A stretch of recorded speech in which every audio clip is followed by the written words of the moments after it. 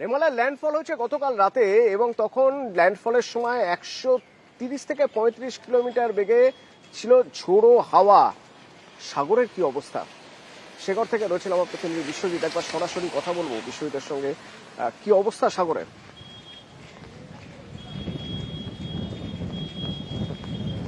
হ্যাঁ দেখো, সকালবেলা একটুখানি বিরতি দিয়েছিল বৃষ্টি, কিন্তু তারপর আবারও নতুন করে কিন্তু ঝোড়ো হাওয়া এবং সঙ্গে প্রবল পরিমাণে বৃষ্টি হচ্ছে। এই মুহূর্তে একদম দমকা বাতাস বইছে সাগরে, এবং যার জেরে সকাল থেকে আমরা যেটা চারিদিক এলাকা যেটা ঘুরে দেখতে পাচ্ছি, প্রচুর সংখ্যক গাছ কিন্তু পড়ে গিয়েছে রাস্তায়। অর্থাৎ রাস্তায় যে যোগাযোগ ব্যবস্থা, যে রাস্তা যে হয়, যে গাড়ি চলাচল করে, সেই সমস্ত রাস্তা টোটালি কিন্তু বন্ধ হয়ে গিয়েছে।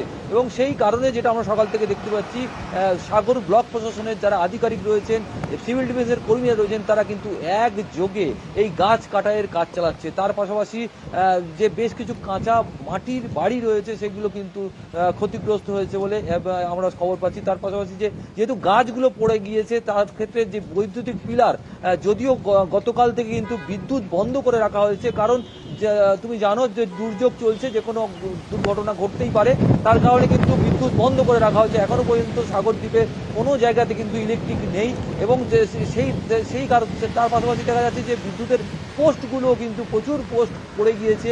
এবং যে এই মুহূর্তে যে এখনো মানুষ কিন্তু ফ্লাড সেন্টারে রয়েছে।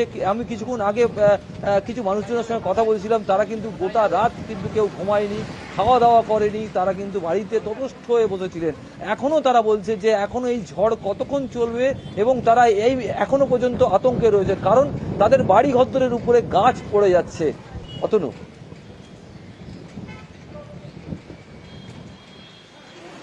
এবং কি অবস্থা, কিভাবে অবস্থা সামলানো হচ্ছে, সেই অবস্থা সামলানোর কথা জানাচ্ছেন বিডিও।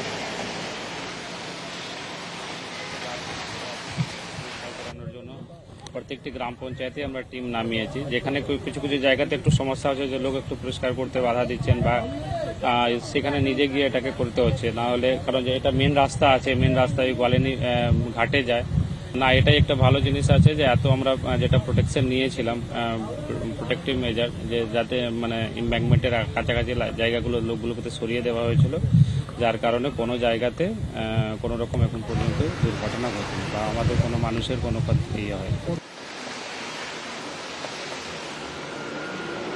রেমালের প্রভাবে ভারী থেকে অতি ভারী বৃষ্টির সতর্কতা তো ছিল এই 24 পরগনার সঙ্গে পূর্ব মেদিনীপুরেও, আর সেই সতর্কতা মতোই সবাই প্রস্তুত ছিলেন, কিন্তু জমা জল এড়ানো গেল না।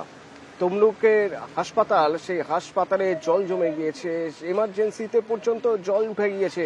কি অবস্থা দেখাবো বিরতির পর, সঙ্গে থাকো।